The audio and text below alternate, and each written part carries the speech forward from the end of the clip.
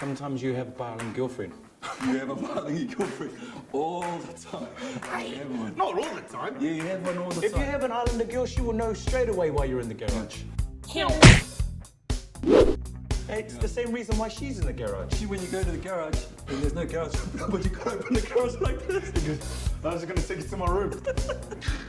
Oh, shit, hold on for a second. So how do you explain to her that you're in the garage? I still want to be a part of my family. I'm not ready to move out, so I just want to be here to support them. By the way, have you seen my tiger fleece? Why do you have a tiger fleece? Huh? You want to make a good impression. So somewhere in your garage, just subtly put a cross. It's just to let them know that you are churchy. Well, they can come to their own conclusion. Yep. But that just lets them know. What's that brown mark? Huh? That one. I struck oil. We don't want the council to know.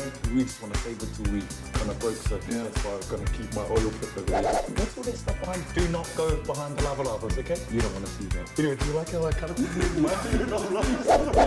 You're supposed to have that piece of random carpet under your bed. Oh. So she has that nice warm carpet on her feet. Cannot stress, man. You got to have the romantic light.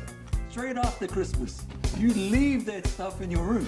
So you can have flickering, or you can have pulsing. It's really romantic. Or you could just get your normal light bulb and put it your love on it. Oh, classic. But just make sure don't leave it on for too long because it will set on fire. Your garage will be a mirage.